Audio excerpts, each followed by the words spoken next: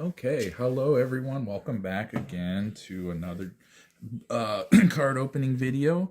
And today we have another box of Power of the Elements because I had ordered 3 boxes of this and decided to break them up a little bit to have some shorter videos until I learn how to edit so that they're not all hour long. And then also too, I decided to grab some Lost Origin packs to hunt for the Giratina that I've been talking about so much.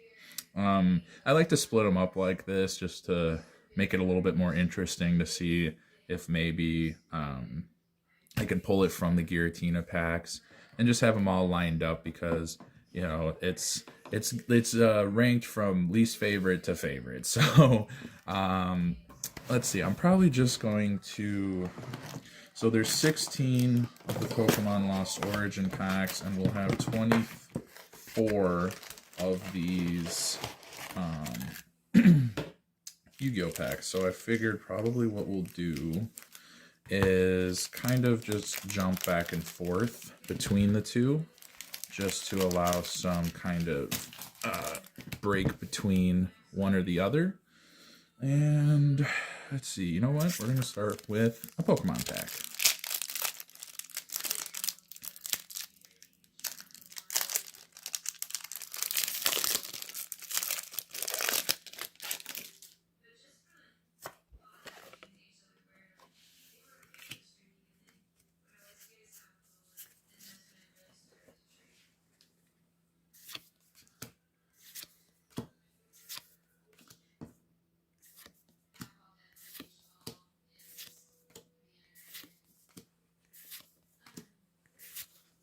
Oh, very nice.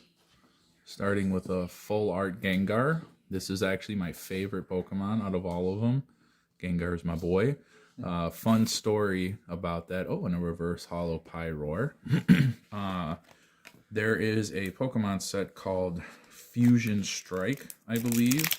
And the best card in Fusion Strike is I believe it's a Gengar VMAX. And the first pack I opened, it was hidden in there. So that was a great pack to open. Not only for getting the best card in the set, but also because it was my boy Gengar. So that was a fun one to experiment with and open up on, just because that set's not really in a hot demand at all. I don't know if it ever was, but because that was a bit before my time of opening packs, let alone opening Pokemon packs. But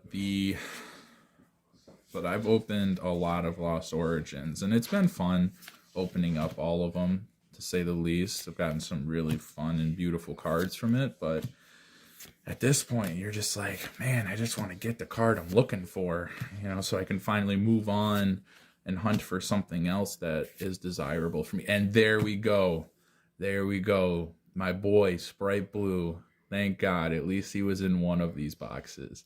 So unfortunately, last video, we were on the hunt for Sprite Blue, and out of the 4 foils that we pulled that were secret rare, we did not get him. So we got him, though. And I mean, it's just, look at that. That's just a beautiful card. Very fun archetype. Thunder. We don't have very many Thunder cards, so very cool. Very glad to hear that. I also have my friend Vash here with me again. So if you hear some commentary, it's probably the two of us talking and communicating. Love to have people be a part of the openings, just because, I mean, the whole reason why I started the video was for pack openings for people to enjoy. So I'm probably going to have my friends periodically join in the videos, just because why not? It's always better with more.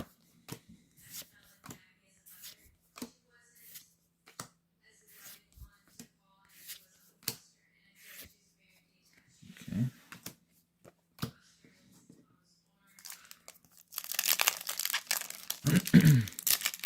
So now the odds of us pulling another Sprite Blue from this same box is unlikely. I don't know if it's impossible, but the odds are definitely a lot smaller. So if we can get the Kirikara Divine Incarnate card, that would be great because that card actually has some value to it. I believe it's actually the second highest secret behind the Sprite Blue. So cross our fingers, hope for the best. But so far, I mean, this has been pretty fun opening up these, what I assume to be Euro boxes. They've had some good stuff in them. I kind of like the feel of how the packs open too. It's a lot easier. They seem to kind of just bust open for you, whereas with some of the American ones, it seems like you have to like rip them open to be able to get at what you're trying to get at.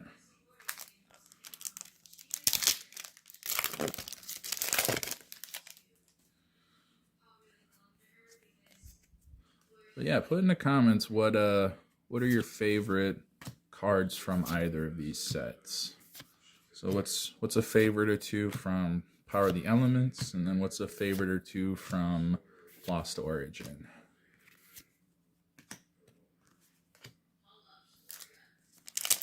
Let's see.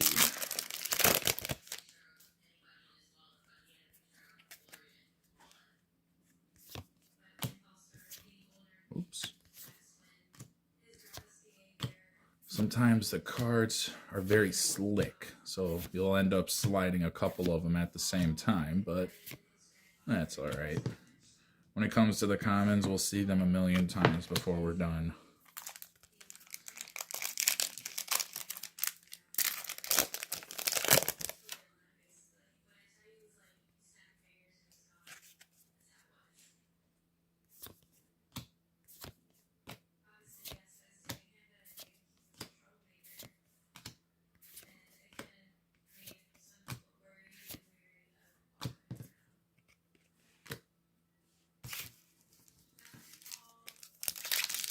So that's also something that I've noticed that's kind of interesting, is how the Pokemon packs open this way, but the Yu-Gi-Oh packs open this way.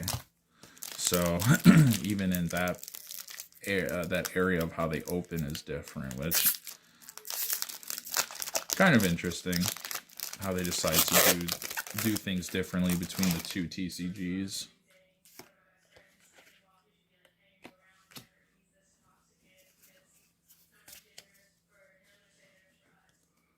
Okay, let's see what we can get. At this point, I feel like I've pulled all the commons imaginable from this set, but who knows?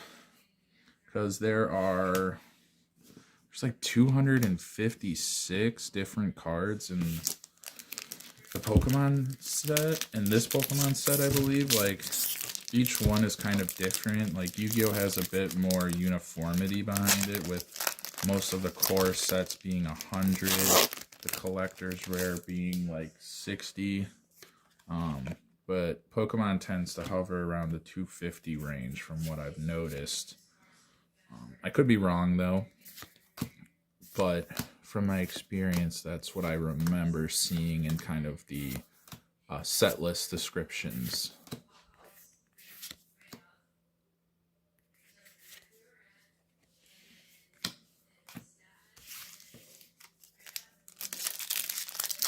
Also, since this set was kind of based around Pokemon Legends Arceus, for anybody who's played that game, what was some of your favorite aspects of that game, or what was some of your favorite mons to use on your team? Also, how do you say Arceus? Do you say Arceus? Do you say Arceus?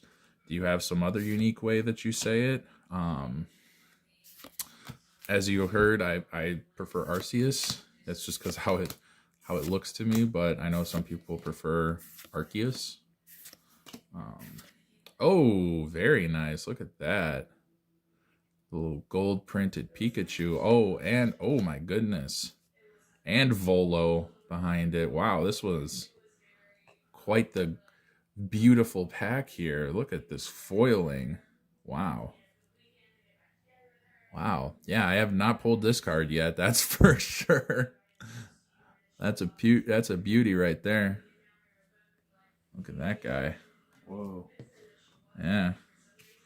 See, that's why I love Pokemon cards. I mean, they do not pull any punches when it comes to how they, right there is fine. How they create the artwork. You know, it's very beautiful. They put a lot of time and effort into how they create them and how they organize them. Oh, nice. Sprite Elf, cool. We didn't get that from last time. Let's see. Oh, okay, I'm gonna put that right there. Okay. Not too bad so far. Not too bad. Getting some good things. And also, I had pulled these Lost Origin packs from the EVT boxes. So these Elite Trainer boxes, as they're called. I decided just to go with that this time around, at least for getting the packs.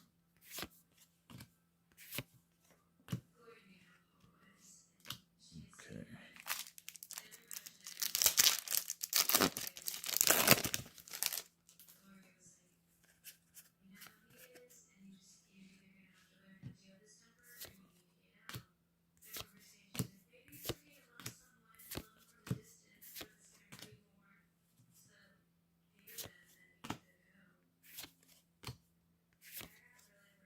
Okay. They're Ultra.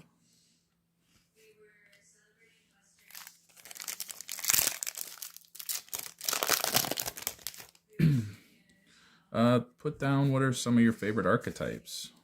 What are some that you like to use? Personally, some of my favorites are Sword Soul, Sprite, as I've said. Bee Trooper is my absolute favorite. I've been making a Bee Trooper deck for some time now, and I've had some good success with it.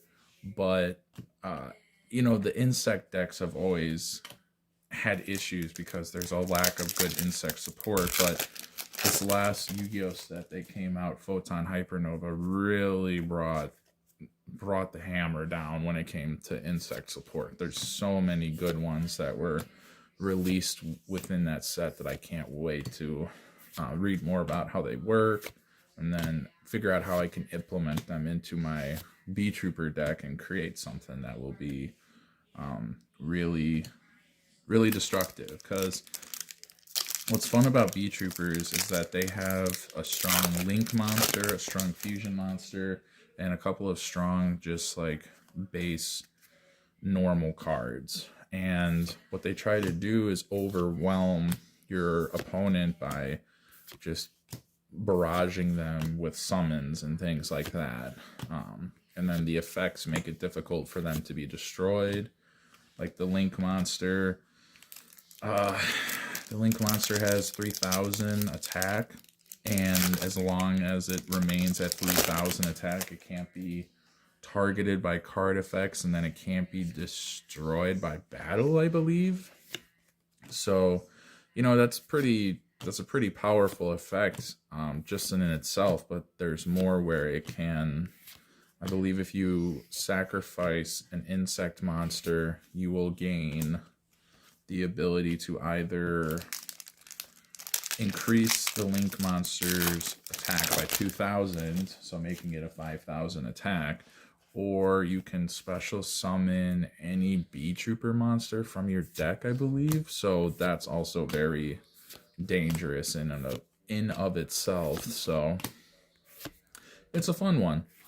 Plus the cards just look really cool. Like it's just, oh, another Ultimate Slayer. So yeah, so as I was saying, like this was probably going to happen where no way we were going to get two Sprite Blues, but you know what? This isn't bad. It's still a pretty card and it's still worth a little bit of something, so we'll take that.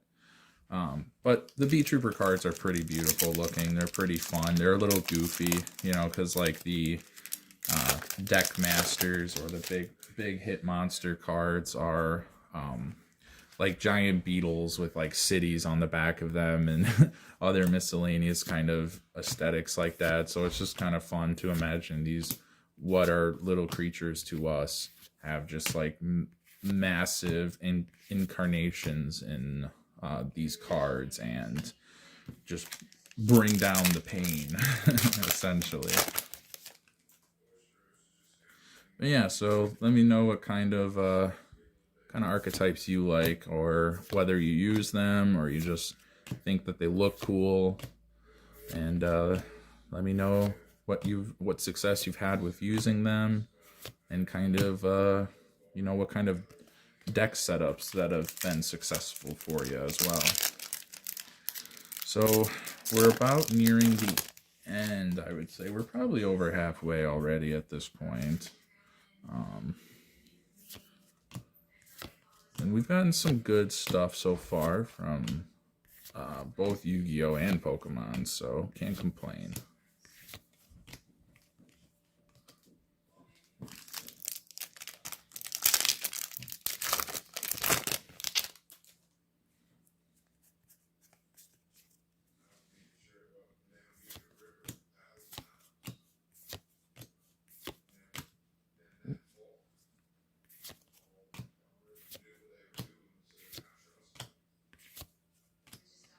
Okay, I'm gonna open up some Pokemon now because we've been neglecting that.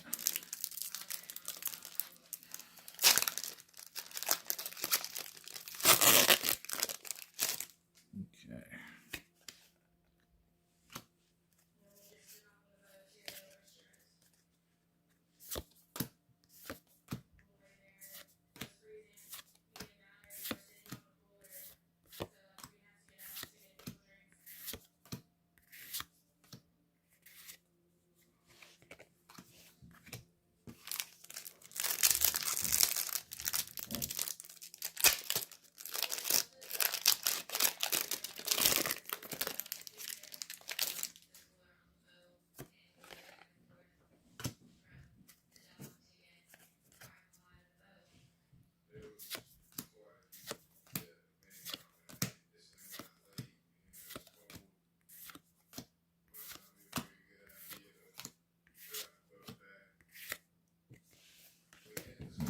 Okay. So it looks like we got about 4 Yu-Gi-Oh! Packs left. I'm probably just gonna get through these real quick and end on Pokemon, just because the whole last video was primarily this set. So just kind of get through the last of it so that we can enjoy some newer content.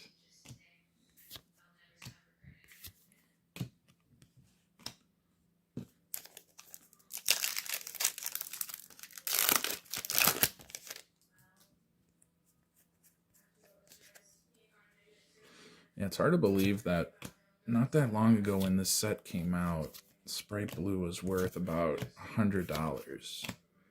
And then I sold it for about $80 because I didn't sell it right away because I wanted to, build a deck out of them, because it was kind of ridiculous the amount of summonings and various effects that the sprites allowed you to get away with.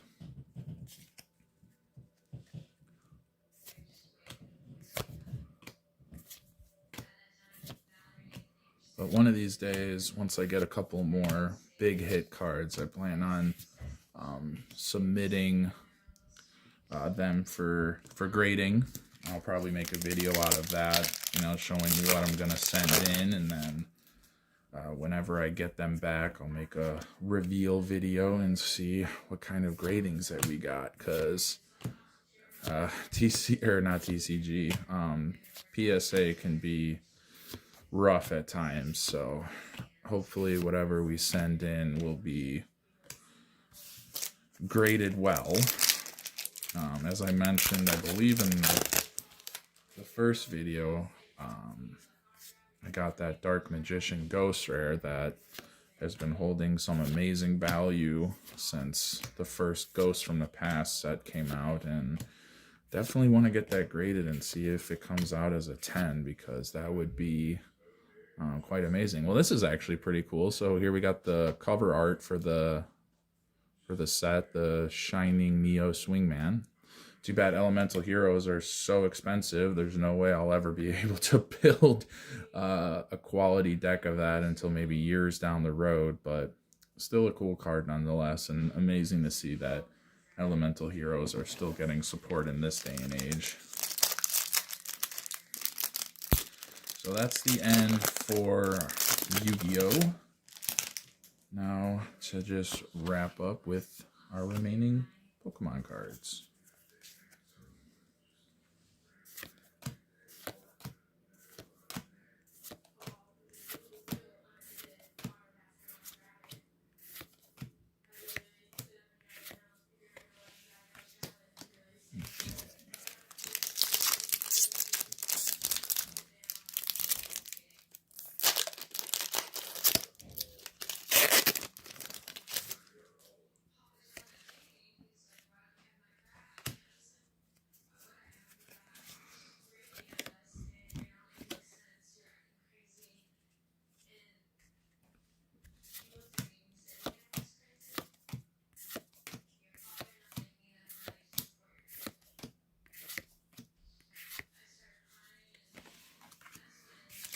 Okay, so that's the last of the Zoroark pack.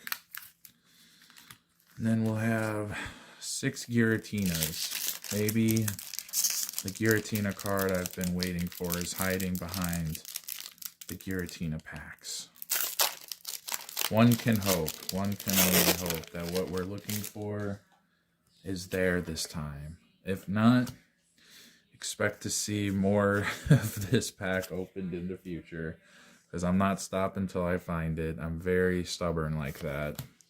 I know that some other pack openers on YouTube definitely have that same habit where it doesn't matter how many times it takes, they're going to open the packs until they get it. But even though this is just a comment, I think this is an amazing Ariados artwork. I just love the kind of painted aesthetic. I really love Ariados in general as a Pokemon. I feel like it's a unique and fun one that just unfortunately doesn't have power behind it. You know, there's a lot of Pokemon in the games that are really cool but are just not valid for use because they're just too weak, unfortunately. But, you know, there's never anything to say that they can't maybe down the road get another evolution or a regional form or some kind of maybe buff, because I've noticed that they've done that before for Pokemon. They'll buff or nerf them depending on if they're too good or bad and need to get better. I mean, I feel like that's what the Megas essentially did, was it made a lot of Pokemon that were kind of falling to irrelevancy relevant again, because their Mega forms made it so that they could have some extra damage to them. But also it was cool because it provided almost like another evolution for them. Oh, this is sweet. We haven't gotten this yet. We got an Eternatus VMAX. Love these full artworks. Looks amazing. Ooh, and a reverse Cresselia. So that whoa. Yeah. That is cool. So those full arts are really dope, especially with the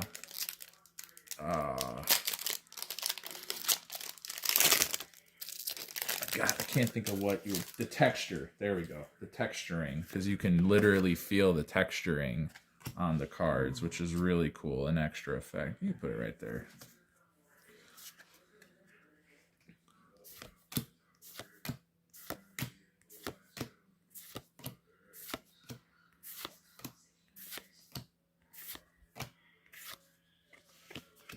Okay, down to 3. Let's see what we get. Regardless, I'm calling this a win because these were some good cards that we got.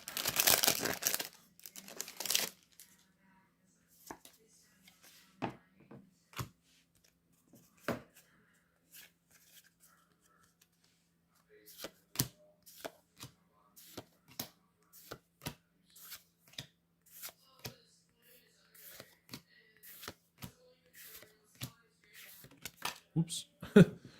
Went flying. Oh, there's a reverse Shiftry. Which Shiftry's a fun one for sure.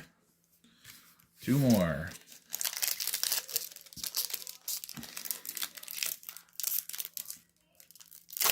Alright, let's see what we can get from these last 2 packs here. Gotta hope for the best. Let's call it that pack magic.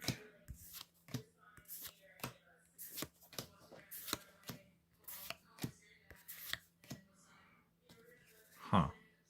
Gotta love when that happens. Back to back. All right. Last one. Last pack magic, baby. Give me something good. Heart of the pack. I believe in you. Okay. All right. Let's see here.